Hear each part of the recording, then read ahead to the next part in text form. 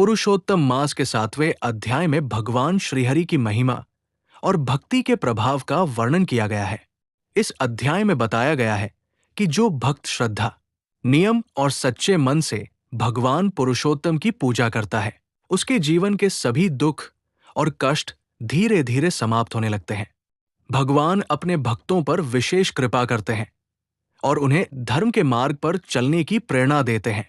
सूत जी कहने लगे कि हे ऋषियों, जब विष्णु भगवान मलमास का अपार दुख कहकर चुपचाप आसन पर बैठ गए, तो श्री कृष्ण ने विष्णु को जो गुप्त वचन कहे वो मैं तुमसे कहता हूं।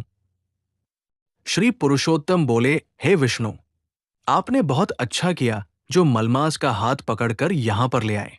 इससे लोक में महान कीर्ति पाओगे। जिसको तुमने स्वीकार किया उसको मैंने भी स्वीकार कर लिया। इसको मैं अपने समान ही करूंगा।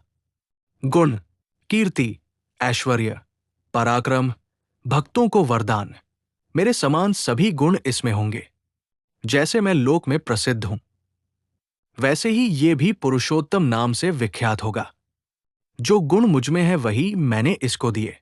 हे जनार्दन, तुम्हारी प्रसन्नता के लिए मैंने अपने सभी गुण इसको दे दिए। ये पुरुषोत्तम के नाम से जगत में विख्यात होगा और मेरे समान होकर सब मासों का स्वामी होगा। अब ये जगत को पूज्य, जगत के नमस्कार करने योग्य होकर पूजनीय होगा और पूजने वालों का दुख, दरिद्रता का नाश करेगा। सब नाश इच्छा वाले हैं, मैंने इसको इच्छा रहित किया। मनुष्यों को मोक्ष देने वाला, अपने बराबर मैंने इसको किया।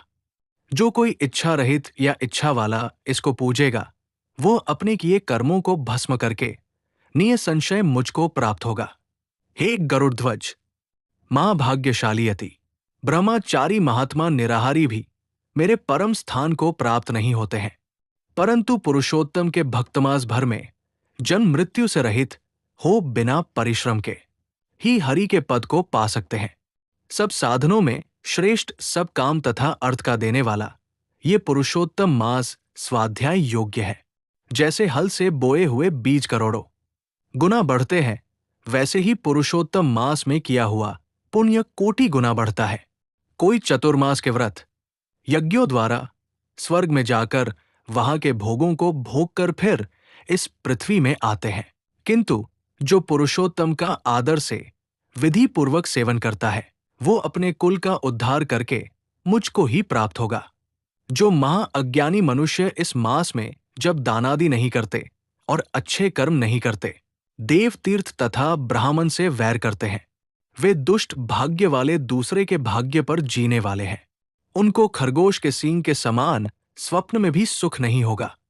जब मूढ़ मनुष्य मेरे प्रिय मल मास का तिरस्कार करेंगे और जो धर्म का आचरण नहीं करेंगे, वे सदैव नरक के गामी होंगे।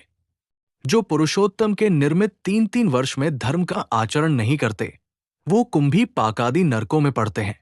जो अज्ञानी पुरुष स्त्री, पुत्र, पौत्र आदि के बंधन में फंसा रहता है, वो अज्ञानी दुख रूपी दावानल में पड़ा रहता है। जिसका अज्ञान से मेरा प्रिय अत्यंत पुण्यदान पुरुषोत्तम मास बीत गया, उनको कैसे सुख प्राप्त हो सकता है?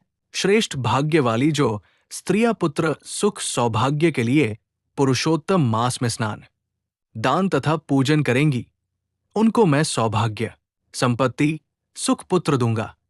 और जो मेरे इस मास को ऐसे ही व्यतीत कर देंगी, उनको मेरे प्रतिकूल और स्वामी से सुख नहीं होगा। भाई पुत्र तथा धन का सुख तो उनको स्वप्न में भी प्राप्त नहीं होगा। अतः सब मनुष्यों को मेरे इस मास में स्नान, पूजा, जपादि करना, विशेष करके अपनी शक्ति के अनुसार दान करना चाहिए। जिसने भक्ति और श्रद्धा से पुरुषोत्तम मास में मेरी पूजा की, वो धन तथा पुत्र का सुख भोग कर अंत में मेरे गौलोक में वास करेगा। मेरी आज्ञा से सभी मनुष्य मलमास को पूजेंगे। मैंने सब मासों में उत्तम इसको किया है, इसलिए है रमाप्ते, तुम चिंता छोड़कर पुरुषोत्तम मास को लेकर बैकुंठ को जाओ। इस अध्याय के अंत में ये संदेश मिलता है कि भगवान की भक्ति, दान, जप और सत्कर्म कभी व्यर्थ नहीं जाते।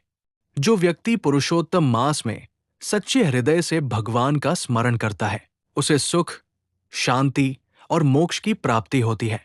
अंत में भक्त भगवान से यही प्रार्थना करता है कि उसके जीवन में सदैव भक्ति और धर्म का प्रकाश बना रहे।